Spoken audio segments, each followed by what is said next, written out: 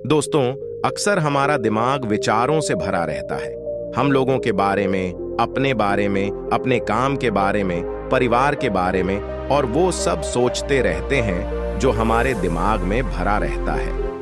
वह कभी भी साफ नहीं होता है और इसीलिए हमें वह सब बार बार याद आता है और हम दुखी और चिंतित रहते हैं। लेकिन इस कहानी से आप अपने मन को अच्छी तरह से साफ कर पाएंगे।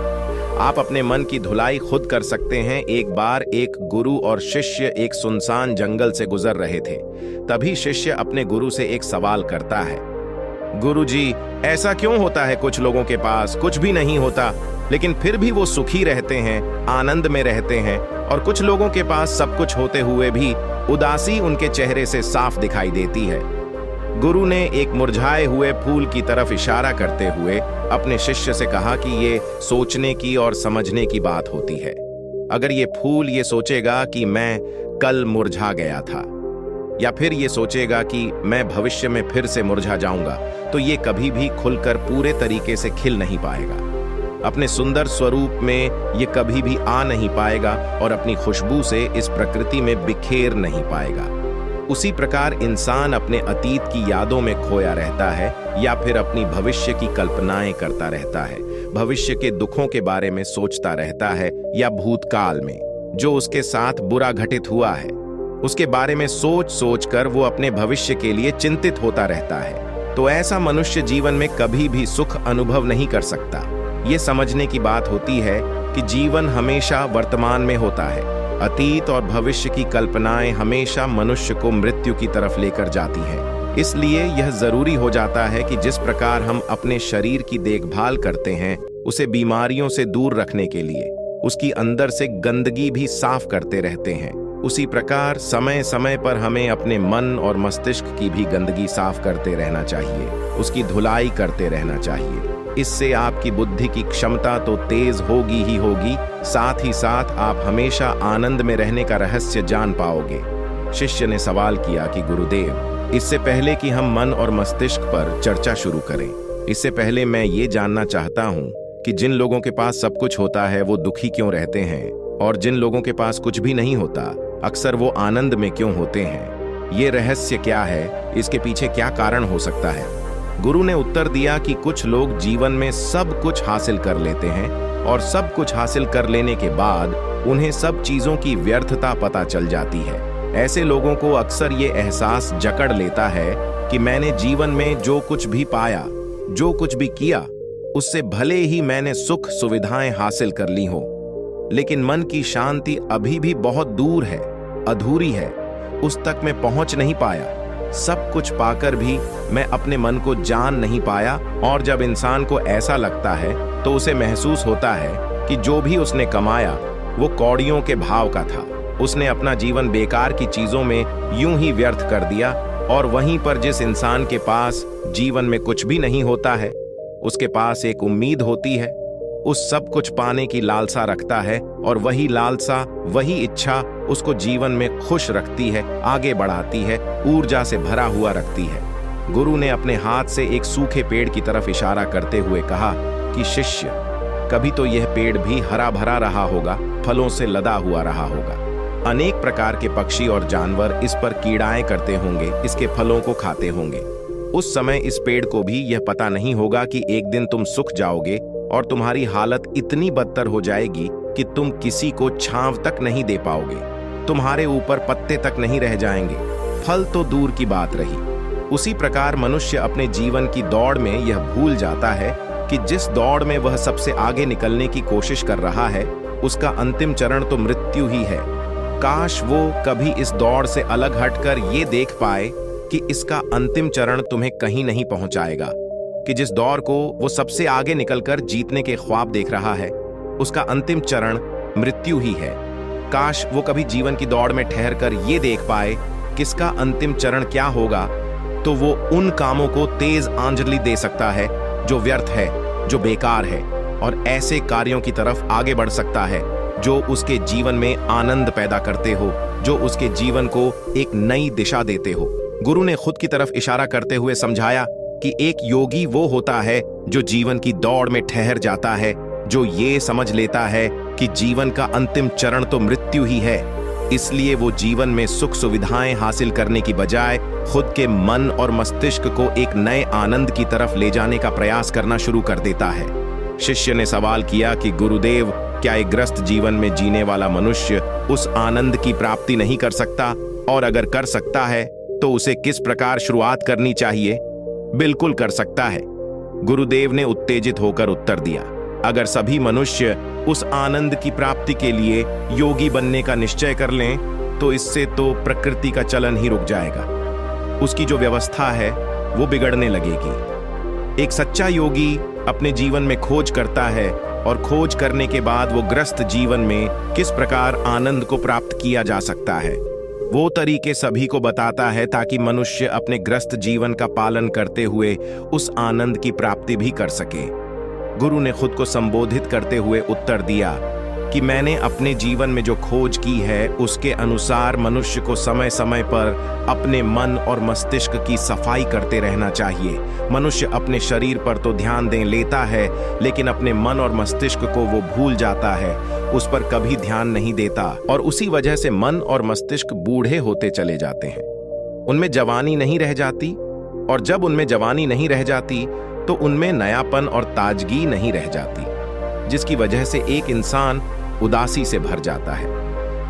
मन और मस्तिष्क की गंदगी क्या होती है, पहले मैं तुम्हें यह बताता हूं। हर मनुष्य के जीवन में कुछ ऐसी घटनाएं घटती हैं जिनका उसके मनोमस्तिष्क पर बहुत गहरा असर पड़ता है।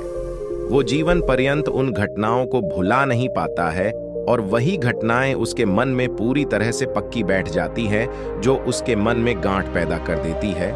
और भविष्य में जब भी वो कोई काम करेगा तो ये घटनाएं उसको प्रभावित करेंगी, उसके विचारों को, उसके निर्णय को पूरी तरह से बदल कर रख देंगी। ऐसे मनुष्य की दृष्टि भी भ्रमित हो जाती है, वो सत्य स्वरूप को नहीं देख पाता, वो चीजों को उन घटनाओं से जोड़कर भ्रमित तरीके से देखता है।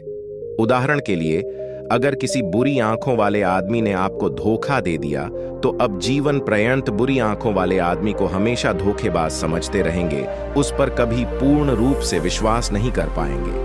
लेकिन समझने की बात यह होती है कि जिस इंसान ने आपको धोखा दिया, वो धोखा आपको बुरी आंखों से नहीं मिला, वो उस इंसान के स्वभाव से मिला, लेकिन उस इंसान के स्वभाव से हमारे दिमाग में उसका एक चित्र छप गया, उसकी एक छवि बन गई, और वो छवि दूसरे आदमी से जब हम संपर्क करते हैं तो बीच में एक दीवार की तरह खड़ी हो जाती है, और इसी वजह से दो लोगों के बीच प्रगाढ़ संबंध स्थापित नहीं हो पाते। जो मनुष्य के लिए सबसे जरूरी यही होता है कि वो अपने आप को अतीत की घटनाओं से फ्री रखें, उन घटनाओं से प्रभावित होकर वो दिमाग में किसी तरह की छवि न बनाएं। कुछ लोग इस बात पर यह सवाल खड़ा कर सकते हैं कि फिर जीवन के अनुभव किस काम आएंगे, लेकिन समझने की बात यह होती है कि हम जीवन के अनुभवों से भी भ्रमित तरीके से ध्यान लेते हैं, सही तरीके से उनसे सीख ले ही नहीं पाते।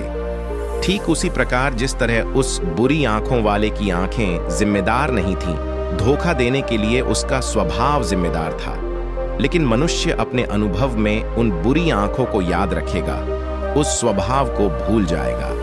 शिष्य अपने गुरु की बातों में इतना खो गया कि उसे चलते चलते जंगल के रास्ते में पड़े हुए कांटे दिखाई नहीं दी, और अचानक उसके पैर में एक कांटा चुभ गया। गुरु ने उसका कांटा बाहर निकालते हुए उससे पूछा, ये कांटा तुम्हारे पैर में क्यों लगा, इसके पीछे तुम किसे जिम्मेदार मानते हो? गुरु ने कहा कि तुम मुझे भी जिम्मेवार मान सकते हो, क्योंकि मैं तुम्हें एक बातें सुना रहा था। क्या तुम खुद को भी जिम्मेवार मान सकते हो कि तुम मेरी बातों में इतना खो गए कि तुम्हारा रास्ते पर ध्यान ही नहीं रहा? क्या तुम इन पेड़ों को जिम्मेदार मान सकते हो जिन्होंने ये कांटे इस रास्ते पर बिछा दिए? शिष्य ने उत्तर दिया कि गुरुदेव, इसमें मैं खुद को ही जिम्मेवार मानता हूँ, क्योंकि आप तो अपना काम कर रहे थे और इस पेड़ ने भी अपना काम किया, पर मैं अपना काम पूरे होश पूर्वक नहीं कर पाया। अगर मैं चलने पर ध्यान लगाए रहता, अगर मैं आपकी बातों में पूरी तरह से खो नहीं जाता, तो मुझे ये कांटा कभी नहीं लगता। इसमें पूरी तरह से मेरी ही गलती थी। गुरु ने अपने शिष्य की पीठ थपथपाते हुए आगे कहना शुरू किया कि जो घटनाएं हमारे मन को प्रभावित करती हैं, जरूरी हो जाता है कि उन घटनाओं को हम किसी भी तरह अपने मन से बाहर निकाल दें, और उसके लिए सबसे सरल तरीका है कि अपनी भावनाओं को व्यक्त करना सीखो। उसे अपने दिल में, अपने मस्तिष्क में बिठाकर मत रखो। जब तुम किसी दूसरे मनुष्य के सामने अपनी भावनाओं को व्यक्त कर देते हो तो तुम्हारे मन का बोझ हल्का हो जाता है। कुछ लोगों का स्वभाव ऐसा होता है कि वो अपने मन की बात किसी को नहीं बताते। ऐसे लोग अक्सर अपने अंदर ही अंदर दुखी होते रहते हैं, लेकिन वो अपने मन की बात किसी दूसरे आदमी के सामने नहीं बताते। इसके उलट कुछ लोग ऐसे भी होते हैं जो अपने मन में किसी भी बात को रख नहीं पाते। उनके साथ कुछ भी अच्छा या बुरा होता है, वो अपने मन की बात, अपनी भावनाओं को दूसरों के सामने व्यक्त कर देते हैं। और तुमने खुद महसूस किया होगा कि जो लोग अपने मन की भावनाओं को व्यक्त कर देते हैं वो जीवन में ज्यादा आनंदित रहते हैं। कभी भी प्राकृतिक रूप से आए हुए वेग को रोकना नहीं चाहिए। जिस वेग को हम रोकने की कोशिश करते हैं वो वेग हमें अंदर से ही खाने लग जाता है। अगर तुम्हारा मन किसी बुरी घटना पर रोने का हो रहा है तो चीख चीख कर रो, अपने आप को रोको मत, उस वेग को पूरी तरह से बाहर आने दो। अगर किसी दूसरी घटना पर तुम्हारा मन खुश होने का, आनंदित होने का हो रहा है तो पूरी तरह से नाचो गाओ, जिससे कि तुम उस वेग को बाहर निकाल सको। और जब वो वेग अपनी पूरी गति के साथ बाहर आ जाता है तो पीछे छोड़ आता है एक खालीपन, एक अकेलापन, एक शांति, एक मौन, एक अनुभूति। गुरु ने शिष्य को समझाते हुए बताया कि जिस प्रकार तेज रफ्तार से चलता हुआ पानी अपने वेग से आने वाली सभी बाधाओं को तोड़ देता है, उसी प्रकार हमारे अंदर भावनाओं का उठने वाला अगर बाहर नहीं निकाला गया, अगर हमने बांध बनाने की कोशिश की तो वो उस बांध को तोड़ देगा, और उस बांध को तोड़ने के बाद उसका कचरा हमारे मन के अंदर ही ठहर जाएगा, जो हमारे मन को दूषित कर देगा, उसको गंदगी से भर देगा। अक्सर मनुष्य अपने मन में किसी घटना को दबाकर इसलिए रखता है कि वो सोचता है कि अगर सामने वाले को इस घटना के बारे में पता चला तो वो पता नहीं मेरे बारे में क्या सोचेगा। इसी विचार की वजह से वो अंदर ही अंदर खुद दुखी होता रहता है, लेकिन सामने वाले को वो कुछ भी नहीं बताता। लेकिन एक बार अगर वो हिम्मत कर सकता है, शुरुआत कर सकता है, जो उसका पूरा जीवन परिवर्तित हो सकता है। एक बार अगर उसके दिमाग की आदत बन गई तो वो जीवन भर अपनी भावनाओं को दूसरों के सामने व्यक्त करने से हिचकिचाएगा नहीं। और अपने दिमाग की ये आदत हम 21 दिनों में पैदा कर सकते हैं। 21 दिनों तक अगर सही तरीके से हम अभ्यास करें तो हमारा दिमाग पूरी तरह से भावनाओं से मुक्त हो जाएगा। यह 21 दिनों का अभ्यास इस प्रकार है। किस दिनों तक? सबसे पहली बात जो याद रखनी है कि अपने मन में किसी भी बात को दबा कर नहीं रखना है। अगर हम किसी मनुष्य के बारे में अच्छा सोचते हैं तो हम उसे व्यक्त करें, अगर बुरा भी सोचते हैं तो उसे भी व्यक्त करें। परिणाम भूल जाएं कि परिणाम क्या होंगे, सिर्फ अपने दिमाग की ढुलाई करने पर विश्वास रखें। इससे आपके अंदर एक अद्भुत साहस पैदा होगा। जब आप किसी मनुष्य के बारे में वह सब बता पाएंगे जो आप उसके बारे में सोचते हैं, तो आप खुद सोचिए कि आपका खुद के ऊपर विश्वास कितना ज्यादा बढ़ जाएगा। आपके मन के सारे डर खत्म हो जाएंगे। हो सकता है कि इसमें आपको चुनौतियों का सामना करना पड़े, लेकिन जहां पर चुनौती नहीं होती वो कुछ अभ्यास भी नहीं होता। अभ्यास हमेशा चुनौतियों से भरा होना चाहिए। इससे आप सत्य वचन बोलने का अभ्यास भी कर पाएंगे। अक्सर हम दूसरों को प्रभावित करने के लिए वो सब बोलते हैं जो उन्हें अच्छा लगता है, लेकिन वो नहीं बोलते जो हम उनके बारे में सचमुच में सोचते हैं, और यही हमारी सबसे बड़ी भूल हो जाती है। इससे हमारा पूरा अस्तित्व झूठ बनकर रह जाता है। और अपनी भावनाओं को व्यक्त करते समय यह भी जरूर ध्यान रखें कि आपके अंदर जो भावनाएं उस इंसान के प्रति उठ रही हैं, उनके पीछे का मूलभूत कारण क्या है। उदाहरण के लिए, जब एक नौकर अपने मालिक के लिए कोई काम करता है और वो काम अच्छे से नहीं कर पाता है, तो मालिक उसे डांट फटकार देता है, जिससे उसके अंदर उसके प्रति क्रोध की भावना ये उठती है। लेकिन समझने की बात यह होती है कि मालिक तो आपको कहेगा ही, वो तो डांटेगा ही। अगर आप काम अच्छे से नहीं करेंगे, तो अगर आप काम अच्छे से कर रहे हैं और फिर भी आपका मालिक आपके साथ अच्छा व्यवहार नहीं कर रहा है, तो आप खुलकर अपने मालिक को अपनी भावनाएं व्यक्त कर सकते हैं, बिना ये सोचे कि इसका परिणाम क्या होगा। अगर आप इस भावना को उठाएंगे तो आप अपनी नजरों में खुद ही नीचे गिरने लग जाएंगे। आपका आत्मविश्वास बिल्कुल खत्म हो जाएगा। दूसरा अभ्यास जो तुम्हें 21 दिनों तक करना है वो ये है कि जो भी घटनाएं तुम्हारे साथ घटित होती हैं, कम से कम जीवन में एक इंसान ऐसा होना चाहिए जिसके सामने तुम अपने दिल की बात रख सको।